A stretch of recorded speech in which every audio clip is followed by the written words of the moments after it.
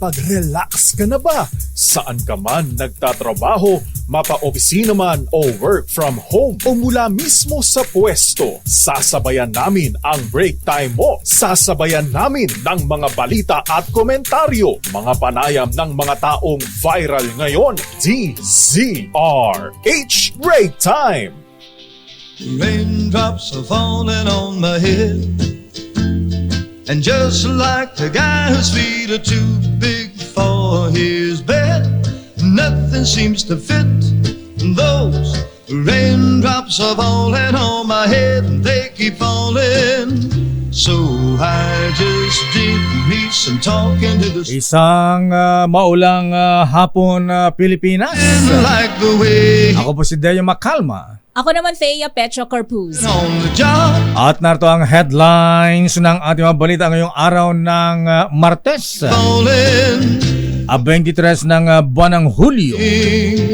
Ako malungkot na balita mga bigan, 8 ang namatay listen to dahil sa pananalasa ng bagyong Karina, me. Butchoy at Habagat ayon sa NDRRMC. This steps Signal number 2 nakatas ngayon sa probinsya ng Batanes.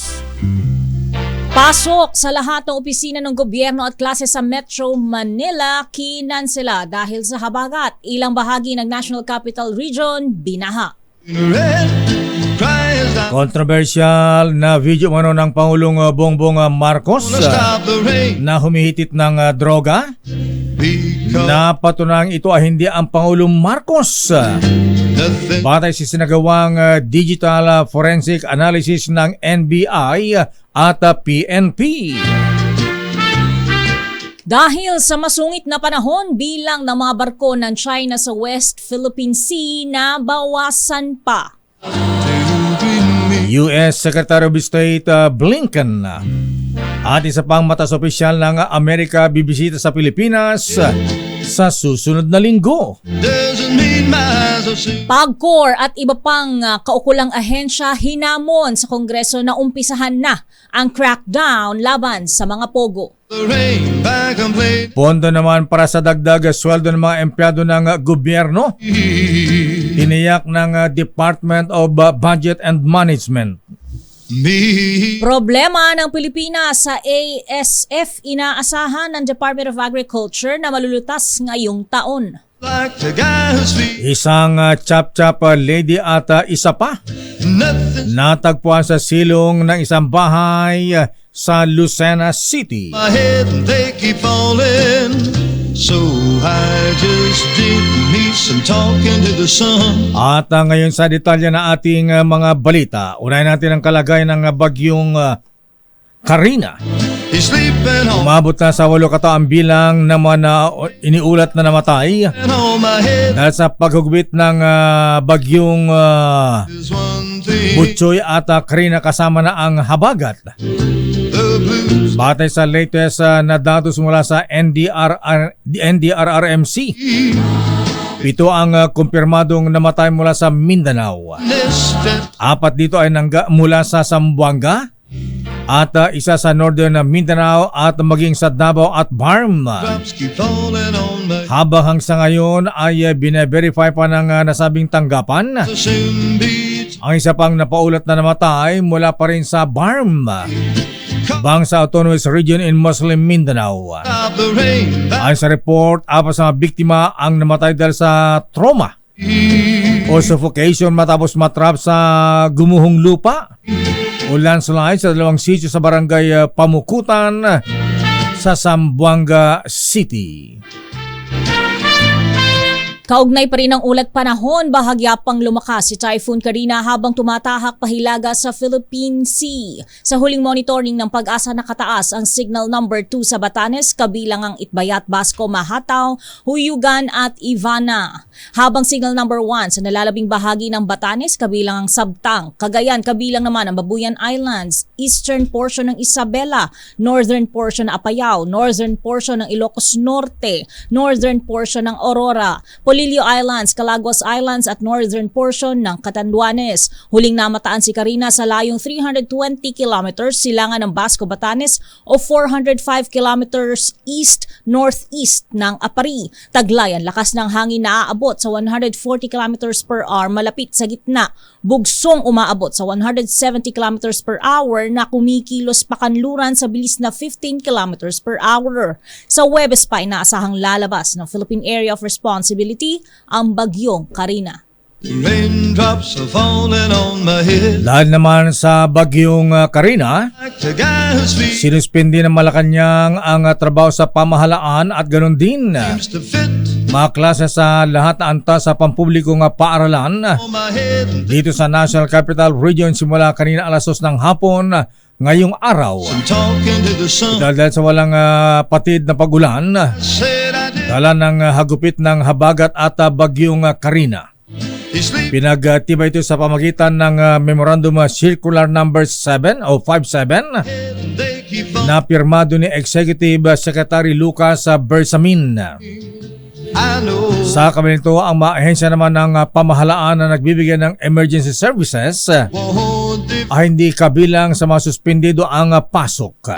long till Samantalang ang pagsuspindi sa trabaho naman para sa pribadong sektor at opisina ay ipinapaubay na lamang sa pagpapasya ng kanilang mga management. raindrops are falling on my Samantala, naka-red alert status ang Department of Social Welfare Disaster Response Command Center dahil sa habagat at bagyong Karina. Ayon sa ahensya, nakatutok sila partikular ng DSWD Disaster Response Management sa sitwasyon sa mga apektadong lugar. Patuloy din ang intervention sa pagtugon sa kalamidad kabilang ang preposition sa family food packs. Nakahanda na ang 2.5 billion pesos resources ng DSWD kung saan 103.34 million pesos ang standby funds at 1.21 billion pesos naman ang family food packs. the blues. They Dahil pa rin sa tuloy-tuloy na mga pag-ulan,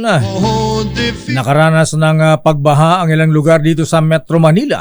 till Epekto ng bagyong Karina at hanging habagat. me. Kabilang ang binaha ay ang islang puting bato sa Tondo, Manila Raindrops na inilikas pa ang mga residente matapos masira ang kanilang mga bahay doesn't mean my dahil naman sa mga malalaking alon. red Binahari nilang bahagi ng Quezon City, Mandaluyong, Caloocan, never Pasay, Malabon at maging sa Maynila. Nararanasan din o nakaranas din ng pagbaha ang ilang lugar sa Taytay, Rizal, Kalumpit, Bulacan at maging sa Kawit, Cavite. Samantalang bahagi naman ng Ilocos Norte ang binaha simula pa kagabi you'll have me. at isang bayan ang nagsagawa ng preventive evacuation dahil naman sa malakas na pag-ulan dulot ng bagyong Karina. Samantala, ilang kalsada sa Metro Manila ang nakaranas ng mga pagbaha dahil sa malakas na ulan bunga ng habagat at bagyong Karina. Sa monitoring ng Department of Public Works and Highways mula kaninang tanghali, ilang kalsada sa Mandaluyong ang hindi muna madaraanan ng mga light vehicle at tanging mga heavy vehicle lamang ang makadadaan. Kabilang narito ang Boni Avenue corner F. Ortigas at Boni Avenue sa Maysilo Circle na parehong nakaranas ng halos 12 pulgada ng pagbaha. Samantala, ayon sa DPWH-NCR, maaari pa ring madaanan ng anumang uri ng sasakyan ang mga sumusunod na binahang kalsada. Sa Maynila, kabilang dito ang Blumentritt Road, corner P. Margal at P. Florentino at Mel Lopez Boulevard, corner C2 at Moriones. Sa Pasay City, binaha ang Taft Avenue northbound near Arellano University at EDSA corner Taft Avenue. Sa Quezon City, kabilang naman sa binaha ang Elliptical Road near corner Quezon Avenue. Raindrops are falling on Samantala, umabot naman sa mahigit 150 kabahayan big fall. ang nalubog sa baha sa Parañaque City kagabi. Those Ayon sa report ng mga residente sa barangay San Antonio, Valley 8, umabot na hanggang Balikat some talking ang baha sa kanilang mga lugar. I said I didn't Mahigit isang dekada na umano nilang problema ito dahil sa creek na mababaw at barado na basura sa kanilang barangay. My head, they keep Bukod dito, imbes na magsipag-evacuate, mas pinili umano ng mga residente I na manatili pa rin sa kanilang mga tahanan dahil marami anya ang mga nananalisi know defeat o nagnanakaw ng kanilang mga kagamitan. till happiness. Samantala, kanselado ngayong araw ang nasa 28 flights sa Ninoy Aquino International Airport dahil sa bagyong Karina at Habagat. Ayon sa Manila International Airport Authority, kabilang dito ang flights ng Shenzhen Airlines na ZH9011, 9012 Manila, Shenzhen, Manila. Kanselado rin ang flights ng PAL Express NA2P 2932, 2933 Manila, Basco, Manila, 2P2014, 2015 Manila, Tuguegarao, Manila at 2P2961, 2962 Manila, Buzuanga, Manila. Kasama rin ang 5J504, 505 Manila, Tuguegarao, Manila, 5J506, 507 Manila, Tuguegarao, Manila at 5J1544, 1545 Manila, Lawag, Manila ng Cebu Pacific. Sa Cebgo naman, DG6031, 6032 Manila, San Jose, Manila, DG61136114 Manila, Naga, Manila, DG6055, 6056 Manila, Buzuanga, Manila, DG6047, 6048 Manila, Buzuanga, Manila, DG6051, 6052 Manila, Buzuanga, Manila at DG6117, 6118 Manila, Naga, Manila. Kinansela rin ang flight T6 714715 Manila, Romblon, Manila ng Air Swift. Raindrops are falling on my head. Hindi si Pangulong Ferdinand Bongbong Marcos Jr. For his bed, ang lalaking nasa video na ipinakita ng raindrops are maisog sympathizers sa Los Angeles, California kahapon. I just Batay sa forensic findings ng pinagsabi na person ng NBI I said I at Philippine National Police, got things. maging ang DILG at Department of Justice, Those rain, napatunan na hindi ang presidente ang nasabing lalaki. but Ayon sa mga eksperto, dumano sa video spectral comparator ang footage listen, na ginagamit para sa forensic examination at authentication it won't ng ma-questionableng dokumento. miss steps. Bagamat hindi pa kilala ang lalaking ipinapakita sa video, pero tiniyak ng NBI at PNP Falling on my head. na ibang tao ang nasa video at malinaw Mean my na hindi ang Pangulong Marcos. red. At malinaw din umanong ito ay may intensyon I'm the na sirain ang Pangulong Marcos na inilabas pa kahapon because sa araw mismo ng kanyang State of the Nation address. nothing's worth Ganito ang paliwanag ng NBI expert at DILG Secretary Benher Abalos. Because of the particular demand, and it will produce a high definition image like this. So yung nakikita ko natin yung photo ko, allegedly, kasi kamukha ni Presidente, ito po yung lumabas during our AI forensic. Now, we try to compare yung original photo ng ating Presidente at yung subject photo na nakuha natin from there. And then, through our expert, we utilize the VSC, meaning the video spectrum comparator. Video, it is a spectral imaging process utilized for forensic examination and authentication of question documents. So we have our experts here, Chief Caron from Question Division, the question documents. She will describe the details of the processes and how she arrived these photos in its life. Na tao.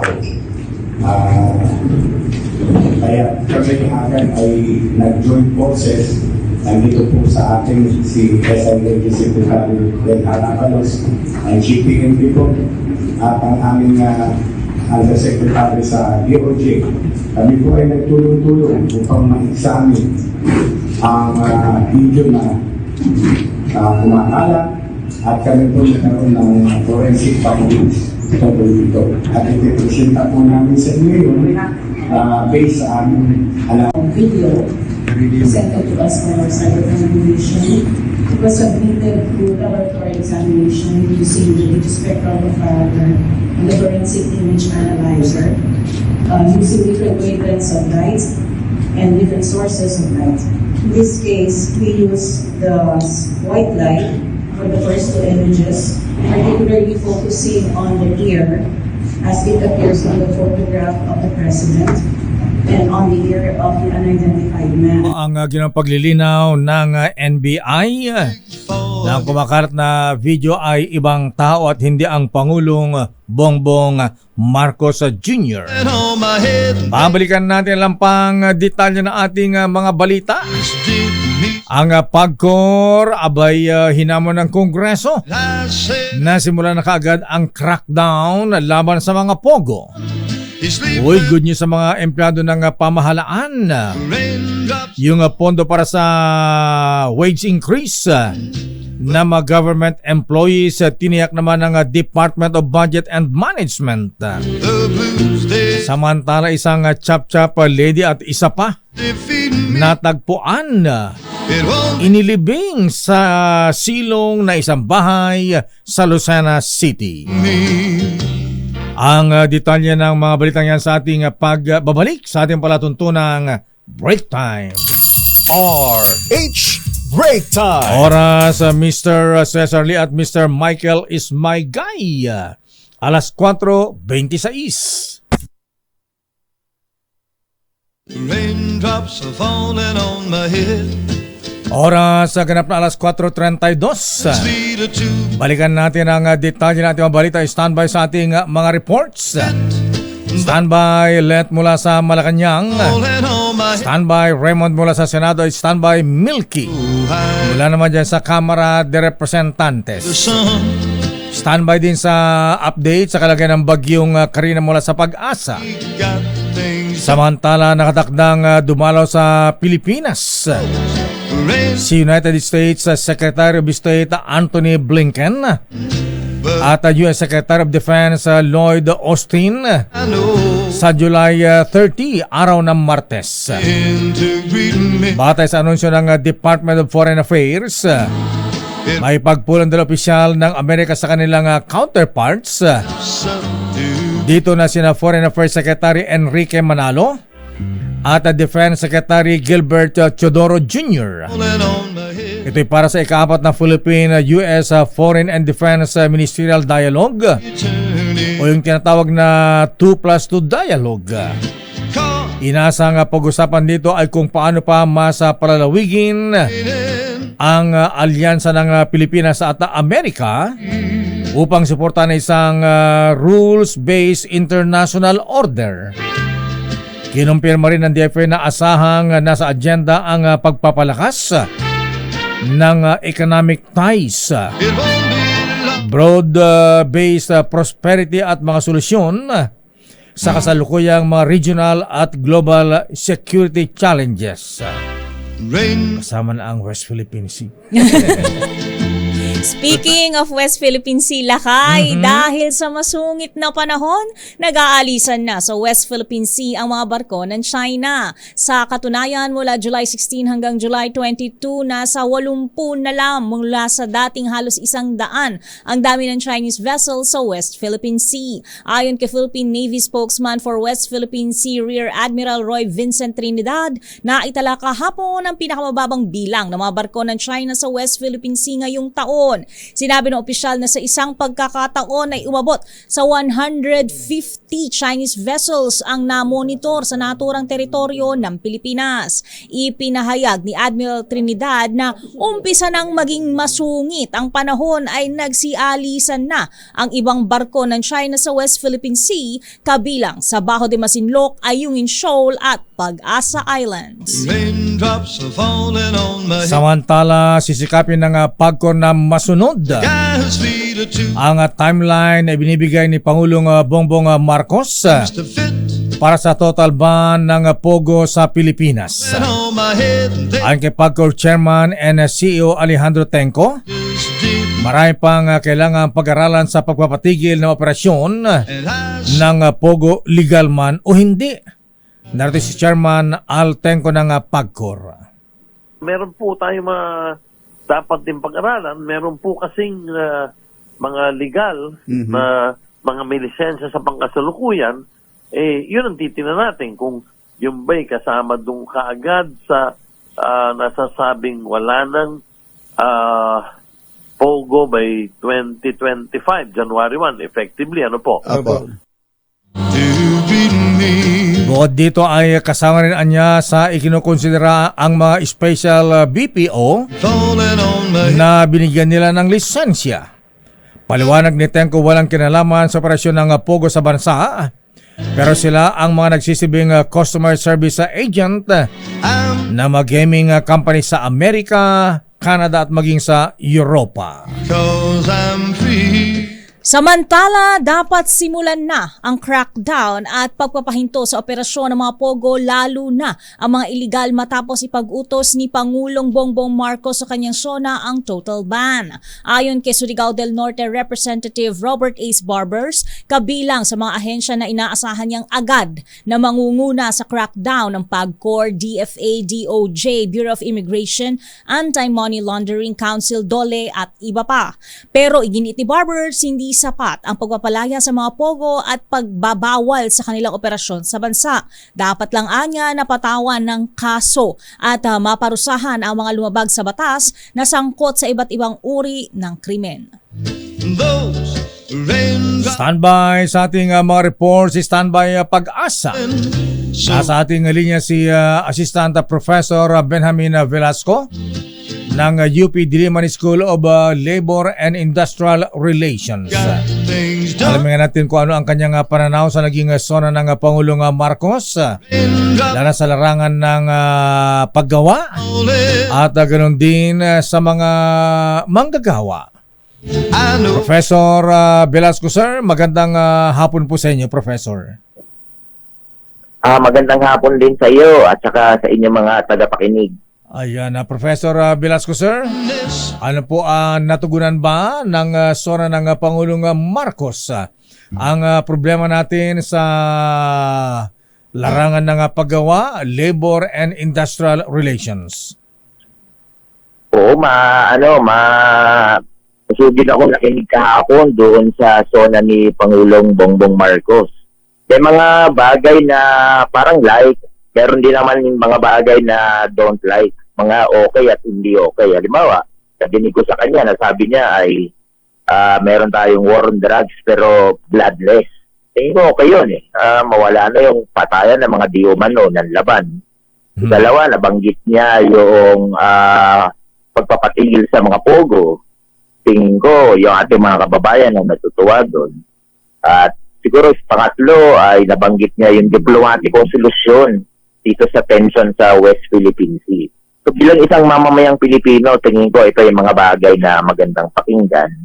Kabilang banda naman, bilang din isang manggagawa at saka mag-aaral ng industrial relations, medyo kapos yun sa ibang bagay. Halimbawa, dun sa issue ng hiling mainit na hiling hinggil sa dagdag sweldo, sa harap ng taas ng presyo ng mga bilihin. Pero kapos na kapos yung sinabi niya na hayaan natin yung mga wage boards na tugunan. Sa Maynila, meron ng dagdag na 35 pesos. Malayo yan sa hinihiling na 150 dagdag sahod para mabawi yung nawalang purchasing power ng mga manggagawa. Ikalawa, yung tungkol sa presyo ng mga bilihin, gaya ng bigas, walang linaw kung paano ito mangyayari. At siguro pangatlo, yung dito sa empleyo, alam naman natin na matagal ng problema ng ating bayan, yung katapusan ng trabaho, kaya rin naman marami sa ating mga kababayan ang nauobliga pang mag-abroad para lang makahanap ng mas maayos na trabaho at saka sweldo. Alam ko mabibigat na yan ang mga problema, lagpas pa yan sa administrasyon niya, pero ito rin yung walang linaw kung paano matutugunan. Alam mo, ito yung mga bagay na nagpaulit-ulit na lumalabas sa mga survey na yung sweldo, presyo at saka trabaho na mga malalapit sa tiyan ng mga Pilipino. So, tingin ko sa ganung bagay ay kapos pa yung nilalaman ng SONA. Mayroon po ba kayong reaksyon sa total ban ng Pogo? Kasi maraming nagsasabi na maaaring mawalan ang marami sa ating mga kababayan, lalo ng trabaho. Nasabi niyo po na ang issue nga rito ay hanap buhay.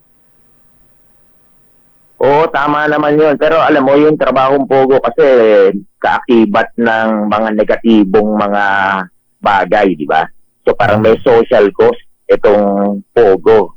Lalo na kung yung Pogo ay kahalintulad lang ng kriminalidad. So ayun naman natin na nagtatrabaho yung mga tao sa isang bagay na krimen, basically yung katangian. So may prinsipyo naman na tawag nila dyan, just transition. Hanapan natin ng paraan na magkaroon ng trabaho na mas maganda pa kaysa sa kasalukuyan. So kung meron man silang trabaho sa Pogo, di dapat meron tayong programa para ilipat yung ating mga kababayan na engage ngayon sa Pogo sa iba pang trabaho na hindi kaugnay sa mga bagay na merong social cost. So, halimbawa, ganyan din yung, di ba, yung jeepney modernization. So, dapat bigyan natin ng mas magandang kalagayan yung mga kababayan na nasa jeepney, okay, para bilang katugunan sa traffic, pollution, at saka problema sa klima. Okay? Yun nga lang, nagka-problema din sa jeepney modernization, sana naman hindi magka-problema dyan sa pagtatanggal ng Pogo. Dapat meron talagang trabahong kapalit na mas maganda pa kaysa sa kasalukuyan nila ngayon para hindi tayo magkaroon ng problema. Kaya nga po tayo inatasan ng Pangulong Marcos, si Labor Secretary Laguesma, na hanapan ng trabaho yung mga maapektuhang Pogo workers. Oo, tama yun. Pero siyempre, hindi lang Department of Labor. Dapat parang full of country or full of government approach yun kasi iba't ibang ahensya naman talaga yung may involved para sa paghahanap ng trabaho. Gaya na yan sa buong isapin ng empleyo. Kailangan kasi pinaplano ng gobyerno para pag iniwan lang kasi natin sa kamay ng pribadong sektor, hindi talaga sasapat. Gaya nung nangyayari sa nakalipas na iniiwan natin sa pribadong sektor, laging merong malaking bilang na mga kababayan ang walang maayos na trabaho. Professor Velasco, sir, maraming salamat sa mga paliwanag. Thank you and good afternoon. Magandang hapon po. Magandang hapon din sa inyong lahat. Mga kaibigan, Assistant Professor Benjamin Velasco ng UP Diliman School of Labor and Industrial Relations. Raindrops are falling on my head. At kaugnay pa rin sa Pogo, hindi ititigil ng Senado ang imbestigasyon sa operasyon ng Pogo sa bansa. Sa kabila ng pahayag ng Pangulong Bongbong Marcos na ipagbawal na ang lahat ng Pogo sa Pilipinas. Ang kay Senator Win Gatchalian, kailangan nilang tuntunin na alamin ang mga taong nasa likod ng mga illegal na operasyon nito. Kabilang na rito si na-suspended Bamban na Tarlac Mayor Alice Guo at iba pang miyembro ng kanyang pamilya na sangkot sa nasabing operasyon. Sabi pa ng senador, mahalaga magkaroon ng matuldukan na ang sinimulang investigasyon ng Senado sa Pogo sa pangunguna ni Senator Risa Hontiveros. Samantala, tiniyak ng Presidential Anti-Organized Crime Commission o PAOK na mabubunyag kung sino ang mga boss na nasa likod ng iligal na operasyon ng mga pogo sa bansa. Kumpiyansa si PAOK Executive Director Undersecretary Gilberto Cruz na sasapat ang 5 buwang palugit ni Pangulong Bongbong Marcos para rito. Target nilang mabuo ang database ng lahat ng mga dayuhang nagtatrabaho sa pogo. Ayon kay Cruz, magagamit ito para maipa-deport ang lahat ng POGO worker pabalik sa kanilang pinagmulan. Nakikipag-ugnayan na ang PAOK sa DOJ Interagency Council Against Trafficking, Bureau of Immigration Anti-Money Laundering Council, PNP at NBI para ipatupad ang utos ng Pangulo na total ban ng POGO sa Pilipinas. Samantala, alamin natin ang sitwasyon sa iba't ibang bahagi ng Metro Manila na naapektuhan ng pagbaha dulot ng bagyong Karina. Abay, dyan sa bahagi ng Las Piñas, abay may mga sasakyang lumusong sa baha. Ang tumirik, ayan, at ulan at malakas na hangin ramdam dahil sa bagyong Karina. Alamin natin ang report mula kay Noche Cacas. Noche, kumusta dyan sa may bahagi ng Las Piñas? Lakay at tayo palakasan na lang ng loob lakay sa light vehicles na lulusong dito sa baha sa junction itong barangay Sapote sa lungsod ng Las Piñas. Sa ngayon kasi lakay tumataas na ang tubig baha dahil sa walang tigil na pabukso-buksong malakas na ulan at malakas na hangin ng bagyong Karina. Dahilan ng pagbalakay ay ang pag-apaw naman ng tubig sa low-lying areas ng Bacoor at Las Piñas River. Isa ang barangay Sapote at Pamplona 1 ang catch basin ng barangay. Kaya ang nangyari na kaya apektado na ang daloy ng traffic sa Alabang Sapote flyover na galing ng Coastal Road papasok ng Las Piñas. Ganun din atong papalabas ng Las Piñas patungong Parañaque, Coastal at Bacoor, Cavite. Ginawa na rin swimming pool lakay ng mga kabataan na matayang naliligo, lumalangoy sa babahong tubig galing ng ilog. Ginawa namang pagkakakitaan na lakay ng ilang tambay ang kanilang kariton para isakay ang motorsiklo na maitawid sa baha. Marami na rin sasakyan na lakay ang tumirik, lalo na ang kotse at motorsiklo. Marami na rin mga pasahero ng jeep na bumaba lang at maglakad dahil sa walang galawan na traffic galing ng Baclaran papasok ng Las Piñas. Noche, sa mga dinaanan mo dyan sa Las Piñas, hanggang gaano kalalim ang baha? Yung tubig, kung particular ka dito na kayo sa ilalim ng Alabang Sapote flyover, yung dito sa may barangay Sapote, kung galing ka ng Coastal Road, pababa ka dito na kayo sa may barangay Pamplona, yung pagdagsakan mo, yung barangay Pamplona ay medyo mabaha na rin lalakay.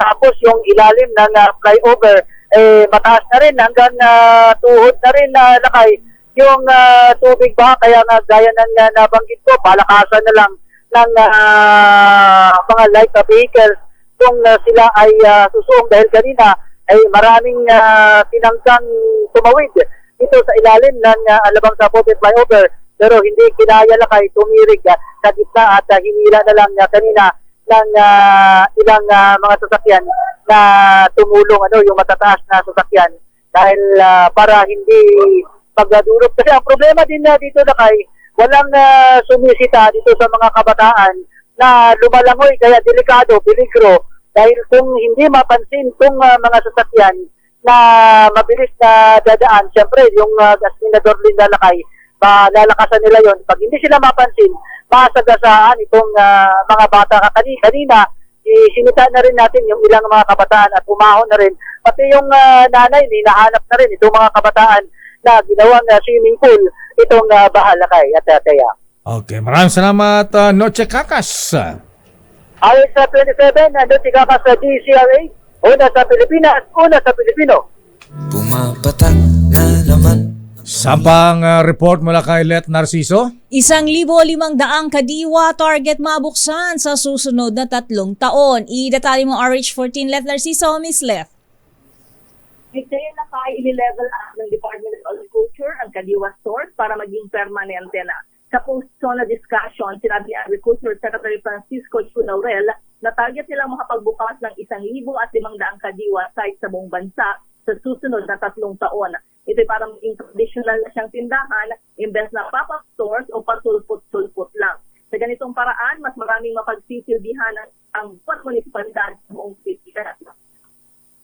Kalauna ay patatakbuhin na ito na kung sa tayo ng mga produkto para madagdagan ang kanilang kita habang ang consumers ay kikinabang sa abot kayang presyo. Naniniwala rin ang kalihim sa pamagitan nito ay ang pananatiling tapat ang mga retailer at food dealers sa pagsilang mga paninda o may o pananamantala sa presyo.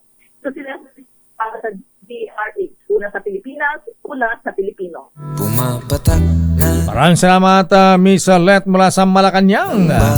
Babalikan natin lang pang mga reports. Standby Val Gonzales. Standby Edniel Parosa. Standby Milky Gunan at Raymond Dadpaas. Oras, Miss Thea. Kulang-kulang 9 na minutos bago mag-alas 5. Mayor Elgin Malaluan ng Bungabong Oriental Mindoro. Abay, binabaha na raw ang Bungabong. Hanggang saan ba ang baha ko yung Mayor Elgin? Samantala, enhance picture ng ibang tao ang ipinapalabas na si Pangulong Marcos at ito halatang gawa ng kanyang mga detractors. Ayon sa PNP at NBI. Ang detalye mula kay Aris number 5, Val Gonzales. Please come in, Val. Mayor, produkto ng artificial intelligence at deepware ang mukha ng lalaking pinalalabas sa pulburon video. Ito ang inihayag ngayon ng pinagsanib ng puwersa ng NBI, PNP, DILG at Department of Justice sa isinagawang press conference sa tanggapan ng National Bureau of Investigation sa Quezon City. Ayon kina NBI Director Judge Jaime Santiago at DILG Secretary Ben Harapalos Jr., tunay na tao na ginamitan ng AI deepware para magayang mukha ni Pangulong Bongbong Marcos ang lalaki. Lumutang na hindi si PBBM ang lalaki matapos na magsanib puwersa ang Anti-Cybercrime Unit ng PNP at NBI. Sabi ni Santiago at Abalos, gumamit ang dalawang ahensya ng latest forensic equipment sa pagsasagawa ng technical investigation. Ipinakita rin sa media ang tunay na itsura ni PBBM noong 2012 na sinasabing taon kung kailan kinuha ang video. Sa buhok pa lamang ay malayo na ito sa pinalalabas na pulburon video dahil pabagsak na mahabang buhok noon ni dating Senador Marcos. Sabi ni NBI Director Santiago, minamaliit na mga gumawa ng video ang kakayahan ng mga law enforcement agencies ng Pilipinas. Gayunpaman, ay hindi pa rin matukoy kung sino at kung anong nationality ng lalaking lumabas doon sa video. Mula rito sa Quezon City, napatuloy pa rin ang may kalakasang mga pagulan. Ako naman, Val Gonzales, DZRH, una sa Pilipinas, una sa Pilipino. Pumapatak na. Mukhang parang Chinese eh. Oo nga, lakay yung itsura. Samantala, suportado ang inihayag na estratehiya ni Pangulong BBM sa West Philippine Sea. Idetalye mo RH52, Edniel Parosa. Edniel.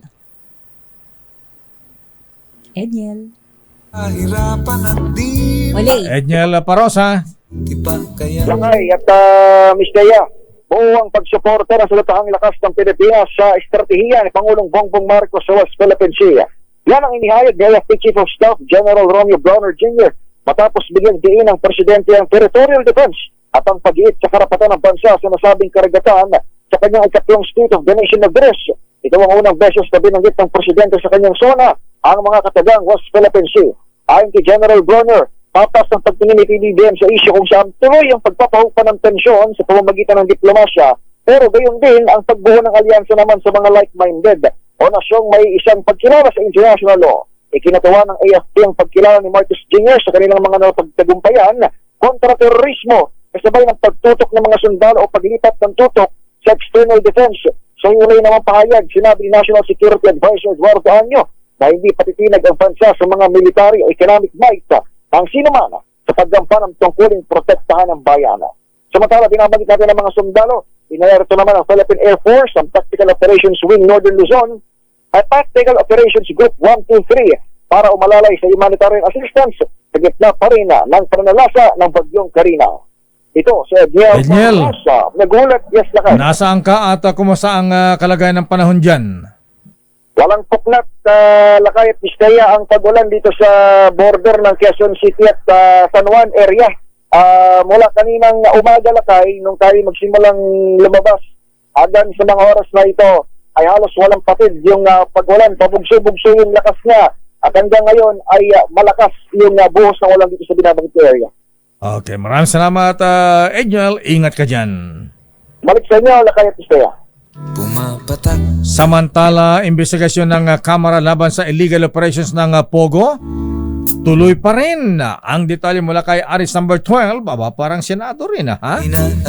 Milky Regional, please come in. Manang Milky. Lakay at Teya, tuloy-tuloy ang nasimula ng investigasyon ng Kamara laban sa mga illegal na operasyon ng Pogo sa bansa na pinagmumulan din ng iba't ibang mga krimen. Ito ang sinabi ni House Speaker Martin Romualdez matapos ipag-utos ni Pangulong Bongbong Marcos sa kanyang SONA ang total ban sa mga Pogo sa bansa. Ayon kay Romualdez, mahalagang may pagpatuloy ang may hearing para matukoy at makasuhan ang mga sangkot at nasa likod ng illegal na aktibidad na ugat na ngayon na mga karahasan. Sabi ni Romualdez, inatasan niya ang House Secretariat na pagsamahin ang mga pending bills na merong kinalaman laban sa Pogo operations para agad na matalakay at maipasa. Kasama dito ang direktiba sa House Committee on Games and Amusement na bilisan ang mga pagdinig sa mga panukala laban sa Pogo operations para matalakay na sa plenaryo. Paliwanag ni Romualdez ang pagpapatibay ng batas sa ikailangan para hindi na muling magbalik ang operasyon ng Pogo sa bansa kahit nagtapos na ang Marcos Jr. administration. Ako si Milky Regional nagulat para sa DZRH. Una sa Pilipinas. Yes, Lakay. Kumusta sa lugar mo sa Quezon City? Malakas bang ulan? Malakas ang ulan, Lakay, tulad ng iba pang mga lugar sa Metro Manila at maaga rin nagpa-uwi dito sa Kamara ng mga empleyado. Pero ang problema, Lakay, ay hirap din silang lumabas dahil malakas nga ang buhos ng ulan. O mag-aalas 3 ang memorandum na ipinalabas ni House Secretary General Reginald Velasco at yung mga na-schedule sana yung kontra-SONA ni Congressman Ed Salagman ngayong hapon pero i-schedule na lang daw sa ibang araw. Okay, maraming salamat, Milky. Balik sa iyo, Lakay at Teya. Samantala, implementasyon ng PUV Modernization Program dapat lang suspendihin ayon kay Senate President Cheese Escudero. I-detalye mo RH28, Raymond Dadpaas. Raymond. Mr. Mayor, nakisa si Senate President Francis Cheese Escudero sa panawagan na suspindihin mo ng implementasyon ng PUV Modernization Program. Sa hearing ng Senate Committee on Public Services na pinamumunuan ni Senador Rafi Tulfo, giniit ni o kinastigo ni Escudero ang DOTR dahil sa alam nilang hindi napagplanuhan ang nasabing programa, ngunit ipinipilit pa rin ito sa ngayon. Ibinigay na sinabi ni Escudero na nung panahon ng gobernador ng Sorsogon ay hindi nito pinayagan ang programa. Ngunit merong isang nangahas na kooperatiba sa kanilang lugar na gumastos ng 300 million pesos para sa 30 hanggang 50 na modern jeep units. Ngunit sa ngayon, 8 na lang ang tumatakbo rito at pinagkakahuyan na lang yung mga natirang mga units. Sinabi din itong si Escudero na sino sa mga taga-DOTR ang may karapatan na burahin ang iconic na jeepney na siyang ibinibigay na bilang souvenir sa mga ambasador na dumadalaw sa mga senador. Sa nasabi ding hearing ay ibinulalas ni Elmer Francisco ng Francisco Motors ang sama ng loob sa DOTR dahil may git 70 taon na silang gumagawa ng jeep, ngunit sinabihan sila na hindi umano sila qualified. Ito si RH28, Raymond Dadpaas, nagulat dito sa ating kinalagyan na... Oy, kumusta sa lugar mo, Raymond? Malakas ba ulan dyan? Nasaan ka? Cavite o nasa Senado pa? Nakapasok na ako sa area ng Cavite, Mayor. Yung Cavitex talagang malakas ang ulan. Medyo yung galing sa Dagat. Coastal Toll, papasok ng Bacoor ay napakasikip ng daloy ng traffic. Doon sa report natin tinanggap ay medyo mataas na yung tubig sa bahagi nitong Aguinaldo Highway sa bahagi ng Barangay Niog, kaya't mataas na yung tubig, apektado yung traffic. Pero dito sa bahagi papasok ng Havitex ay medyo maayos pa naman ang daloy ng traffic. Nako, naputol. Naputol. Dinali na ng baha ata. Inanod ng baha. Ba't naputol? Alingin ni Raymond, ha? Ayan, binagyo ba? Maraming salamat, Raymond Datmaas. Pinutol ng party line yata, ha? Pumapatak na naman ang ulan sa Sino bubong. ba mga nagmamantong mga OJT na ito, ha? Shock sila. Pauwi na ang mga yan, ha? Uwing-uwi na rin lakay. Diba? Samantala, sports. PBA games magkakaroon ng 4-point line. Aba, ano ibig sabihin nito, Kristan, ha? Kung merong 3-point line, kung 4-point line na yan, abay half court na yan. Oo nga di ba? Baka na-shoot ba yan 4 points yan, kaya 4-point line. Bago yan. Bago yan, Kristan Karag, edital mo yan. Kristan. Tama ka dyan, Lakay Deo, magkakaroon na ng 4-point basket ang mga regular na laro ng PBA. Kinumpirmahan ni Ginebra Team Governor at PBA Board Vice Chairman Al Francis Chua na magkakaroon na ng 4-point line na may layong 27 feet mula sa basket. Ito ay kabilang sa mga proposal na inubuhan sa ginawang planning session ng PBA Board of Governors sa Japan. Umpisang i-implement ang 4-point basket sa susunod na season ng PBA na nakatakdang mag-umpisa sa Agosto. Unang in-implement ang 4-point line ng PBA sa 2023 All-Star Game na ginanap sa Pasig, Iloilo. Noong 2024 All-Star Game sa Bacolod, in-implement rin ang 4-point basket. At sinasabing All-Star Game na itala ni Robert Bolick ang kauna-unahang 5-point play sa liga. Ito si RH53 Kristan Karag, DZRH. Kristan, may mga, ano ba, sa NBA ba, meron ng 4-point line? Lakay Deo, ang pagkakalam ko meron, pero sa ako nga, mga All-Star Games. Sa All-Star Games lang. Ayan, hindi sa regular na laro. Regular na laro. Okay. Okay, maraming salamat, Kristan Karag. Ito si RH53 Kristan Karag, DZRH, una sa Pilipinas, una sa Pilipino. Sa News Center ba, malakas sa ulan? Mahangin, malamig. Nakakaantok, Lakay.